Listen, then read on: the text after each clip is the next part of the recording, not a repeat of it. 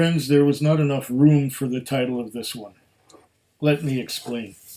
Douglas Laing's Scallywag Limited Edition, product of Scotland, Speyside blended malt Scotch whisky, BC liquor stores, 100 years, 100% sherry cask matured, celebrating 100 years of BC liquor stores.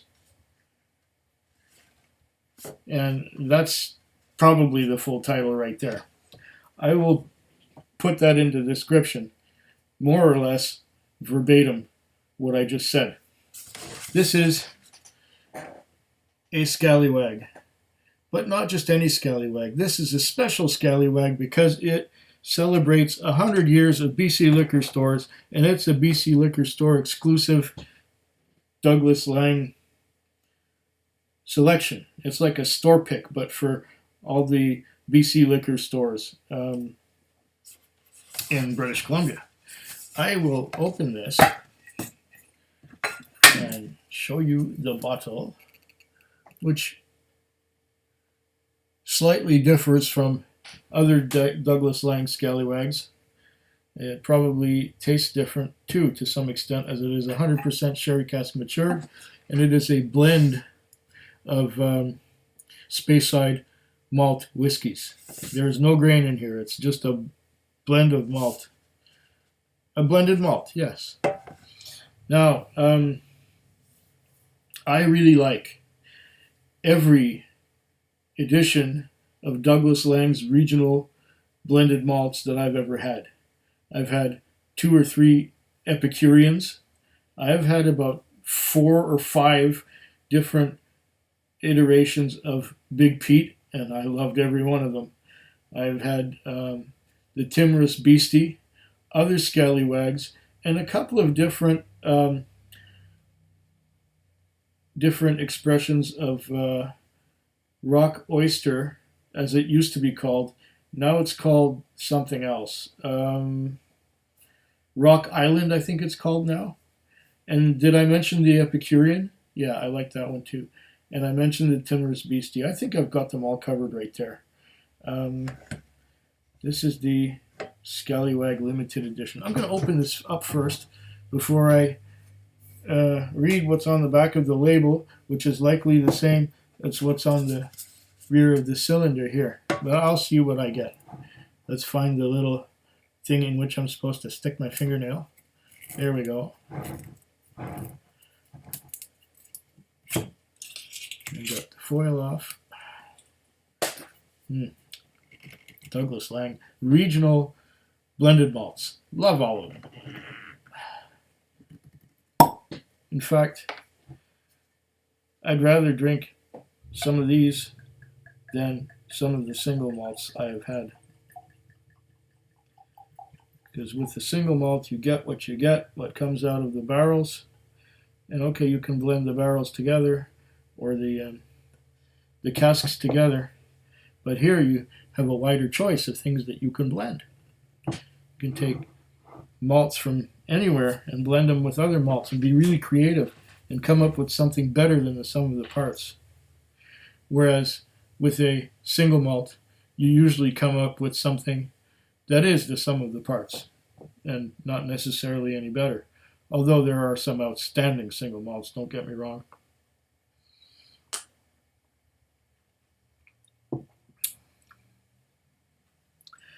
Okay, first, while we let this open up a little bit, I'm going to let you know what I got here. Scallywag is the latest in a long line of Douglas Laing family fox terriers. Aha, yes. This cheeky little rascal Scallywag, with his one remaining front tooth, is as lively and full of character as they come. Named after him, this limited edition release is a remarkable marriage of malt Scotch whiskies, exclusively from Speyside, including, amongst others, single malts distilled at Macallan, Mortlach, and Glenrothes distilleries. The color is rich and deep, extracted from the many fine Spanish sherry butts we have selected. It carries a spiced character on the nose, alongside vanilla and cocoa on the palate. detect layer on layer of macerated fruit and dark chocolate fused with cinnamon. The finish displays a burst of orange rind with mocha and toasted oak. This is cheating, isn't it? Power of suggestion comes up again. With a pedigree like this, Scallywag is bottled at high strength and is proudly offered without coloring or chill filtration, allowing the natural character of the spirit to shine through. We hope you enjoy Scallywag's company as much as we do. Let's see. Yeah, remarkable regional malts. On the front end here, it's 48% alcohol by volume. Wowie kazowie. This promises to be quite the hit. Maybe I was good to start with 46% before this one. I assumed that this was also a 46%. Oh.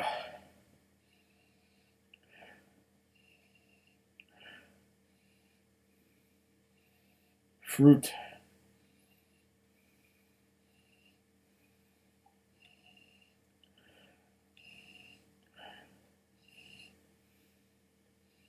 Oh.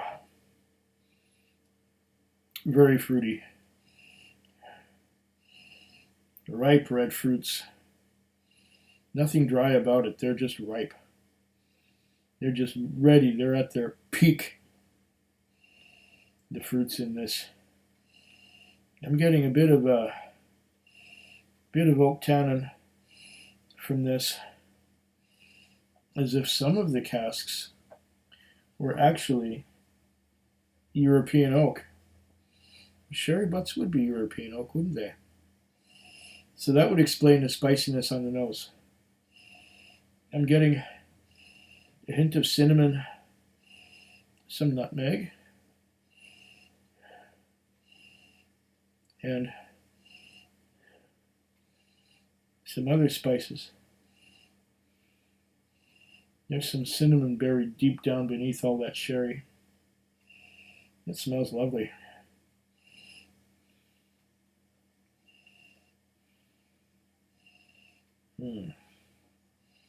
Rich. What's that other spicy note? Oh. Prunes and sultanas. Interesting what happens sometimes when you switch sides.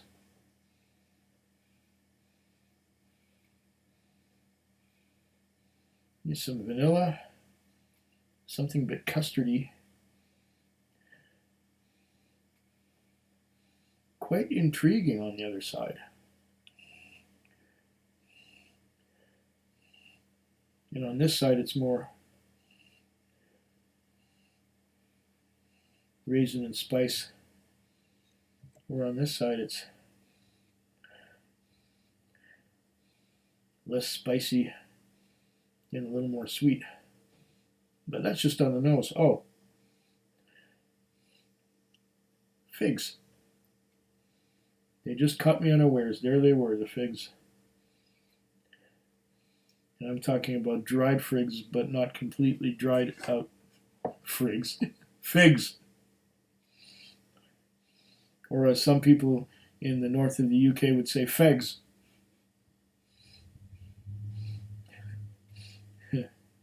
I'm reminded of Alan the whiskey friend. Fegs, fegs, fegs.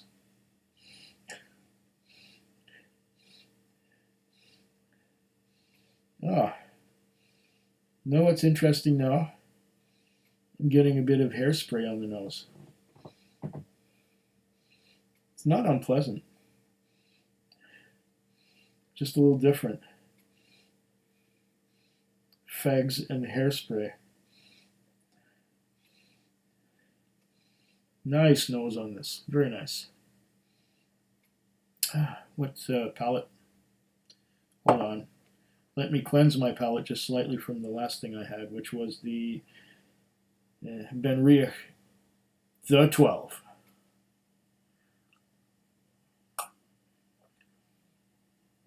This will come out much darker and richer. Did it say natural color and non-chill filter? Did I read that somewhere?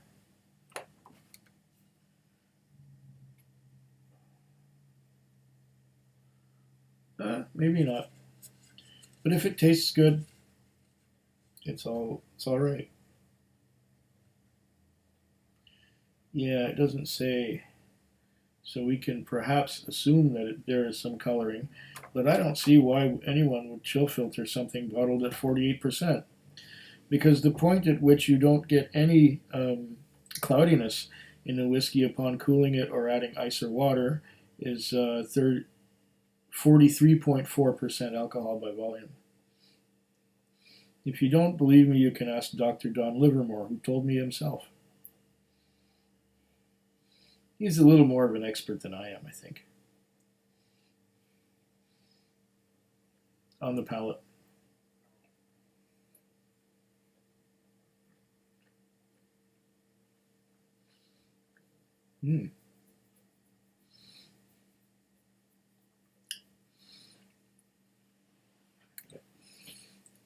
There is a sweet and somewhat sour flavor here. Is that sourness my misrepresentation of sulfur? I'm not really good at picking up sulfur. You know, when I'm talking about Glenfarclas 15, I just think it's heavenly. And there are other people who say, yuck, it's full of sulfur.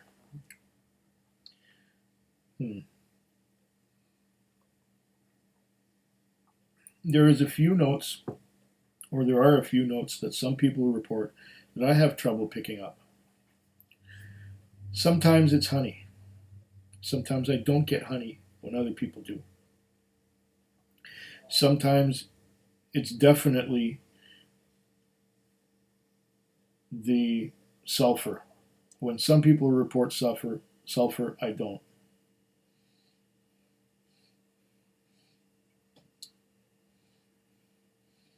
Another one is ginger. Sometimes I have trouble detecting ginger that just blows other people out of the heavens. Maybe it's because at one point in my life I smoked heavily for 25 years. That may have changed the way that I perceive certain flavors. It may have dulled my senses somewhat. Yeah, 25 years of heavy smoking could do that, I suppose. But you would think that you would get your sense of taste and sense of smell back more closer to what it was before you started smoking. But I don't know. And I digress. On the palate once again. Second sip.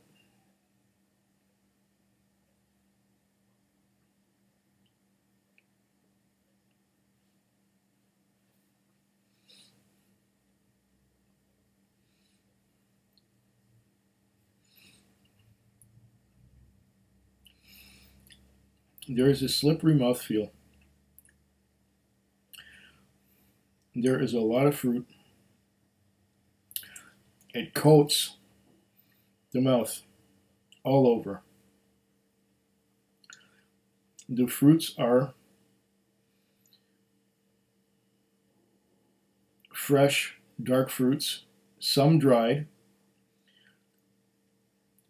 There's some plum, raisin,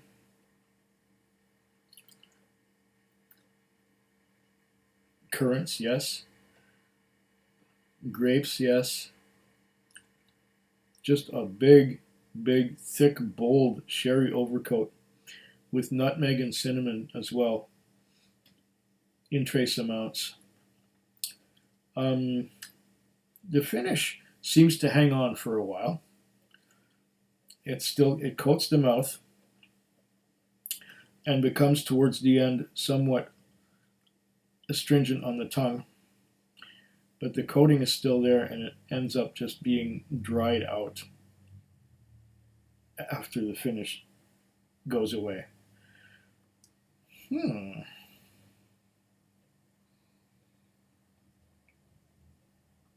is rich and thick. It is complex. There's a lot going on in this glass. Oh, there's that spicy note again on the nose. Where did I get that before? I remember that spicy note from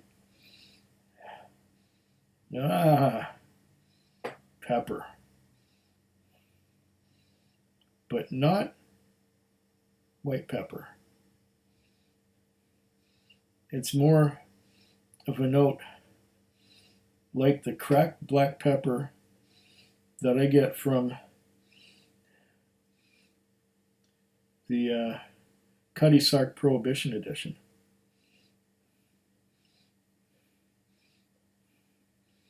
It wouldn't surprise me if there's a little bit of that in here, or a little bit of whatever goes into the Cutty Sark Prohibition Edition to give it that heavy peppery flavor, or that heavy peppery nose as well.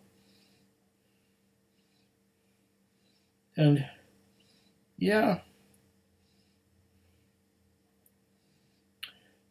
there's just a little bit of burnt matches, but it's not off-putting to me. To some others, it might be.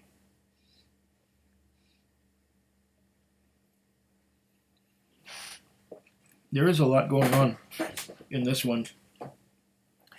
And then there is that sour note, just when it transitions from that oily mouth feel towards that somewhat fruity and spicy finish. There's a sourness in between. Let's see now. Scallywag. BCLS 100th Anniversary Edition. Ooh. $9.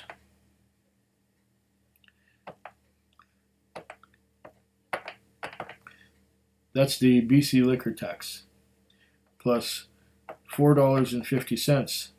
That is the goods and services tax, plus 10-cent bottle deposit, plus $89.99, and we got, no, that's not right. Do it again. Okay.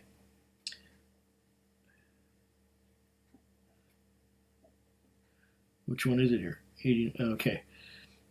$9 plus $4.50 plus 10 cents plus $89.99.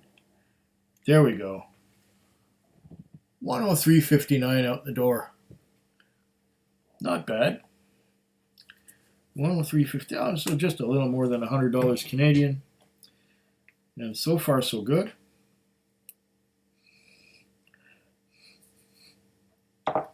Let's try it with just a little bit of water and see if that does anything to it. I predict that perhaps it will take away some of that sour note.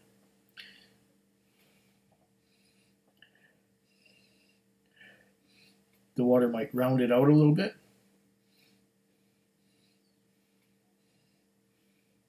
But it's definitely rich. And there's definitely a lot going on here. This is why the video is taking a while to make. And this is why I go on and on.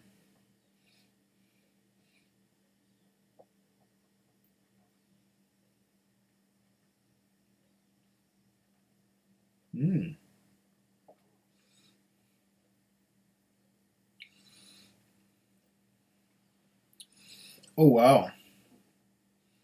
That changes it a lot.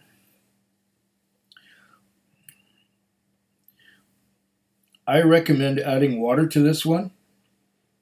I don't usually make that recommendation, but with this one, that sourness on the transition from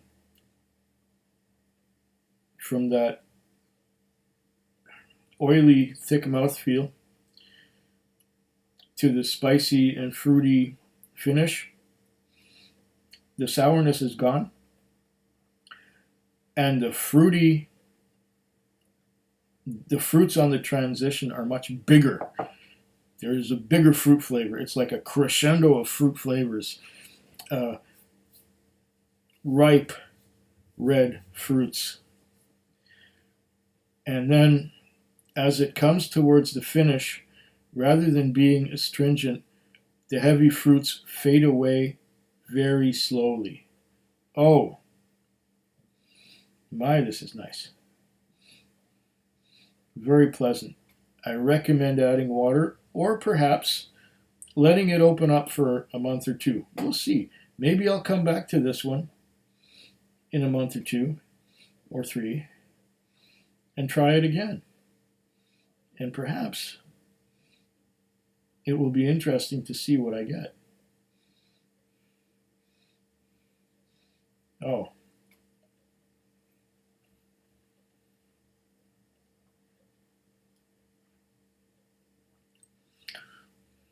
Oh.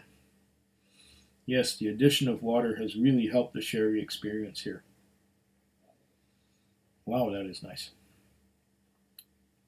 Very nice. Slanchova. Food Quig. Food Quig. Food quick. Food Quig. Food quick. Yeah.